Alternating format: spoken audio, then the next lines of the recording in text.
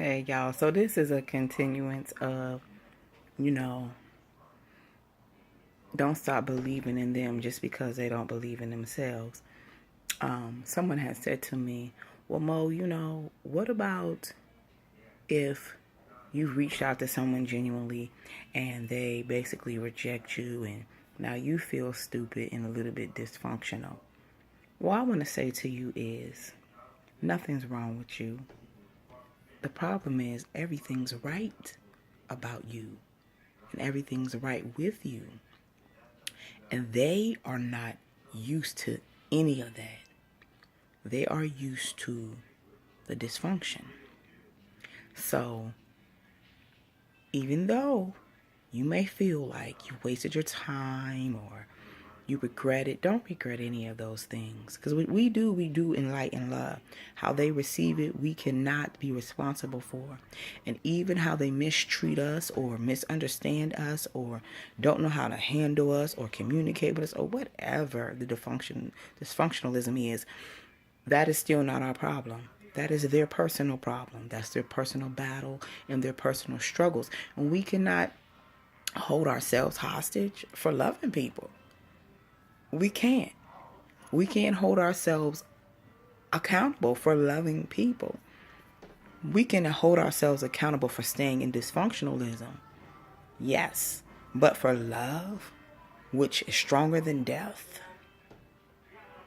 for the love of people that exceeds, as the scriptures would say, any sin, don't you ever doubt loving. Don't you ever feel some type of way because you took the time to love somebody who was nonetheless broken and shattered into pieces. It's not your fault. It's not your fault. It's not. It's so not your fault. So keep loving, keep living, keep being light. It's not your fault. Whoever damaged them prior to you trying to show them what genuine pureness of love is, that's their problem. That's their crop reap. Because everybody is going to reap what they sow. And sadly to say, even the dysfunctional person who has rejected you or made you feel like you were less than or made you feel like you weren't good enough or made you feel like, I don't want to be bothered with you because you too much or you too this. We know for sure that light cannot dwell in darkness. So if a person is operating in some area of darkness in their life, your light is not going to be received or accepted. So therefore, when you're trying to show the love, those spirits will come up and reject the love because they don't want those people to be free and to really feel what real love feel like. Because as long as they can keep them codependent on dysfunctionalism, they will live in dysfunctionalism, be codependent on that and other things because they have yet to encounter light and love in its fullness.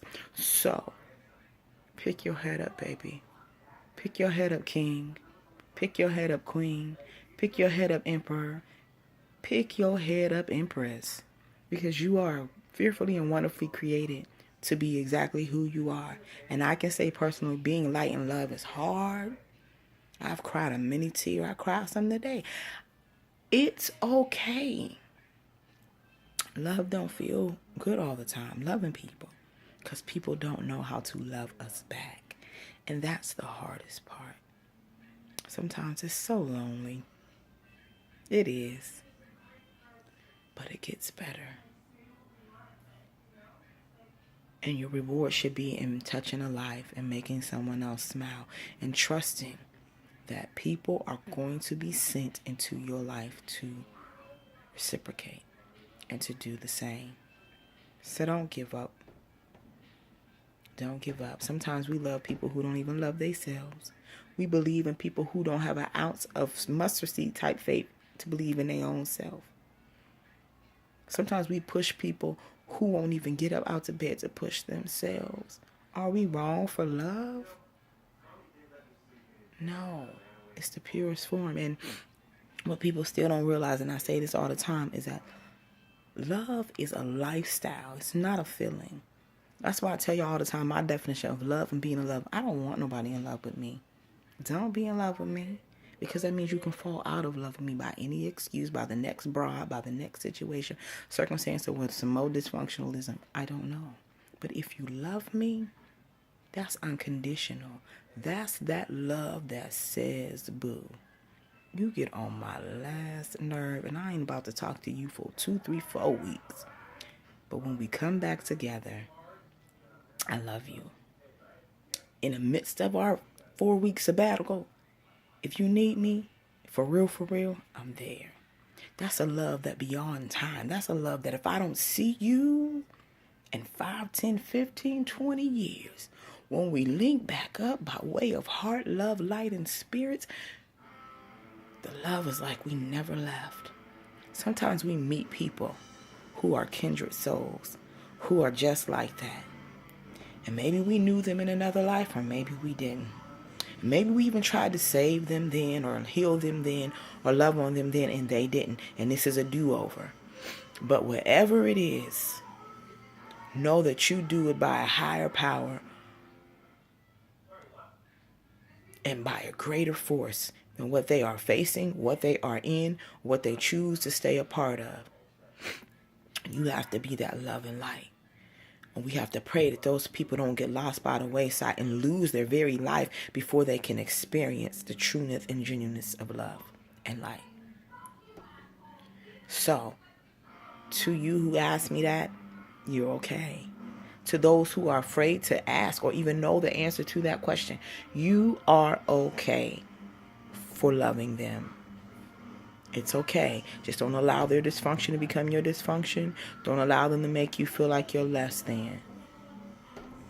You stand strong and know that as healers out here, that there are going to be some people so broken that they don't even want to be healed. People have to want to.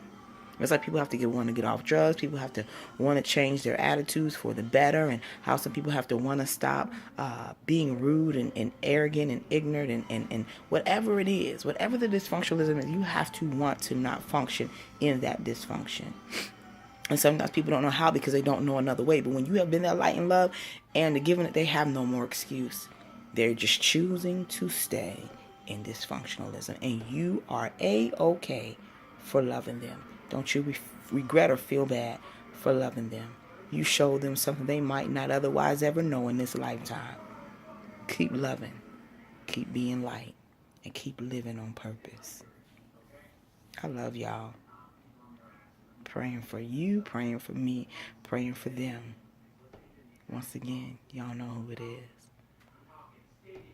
Respectfully,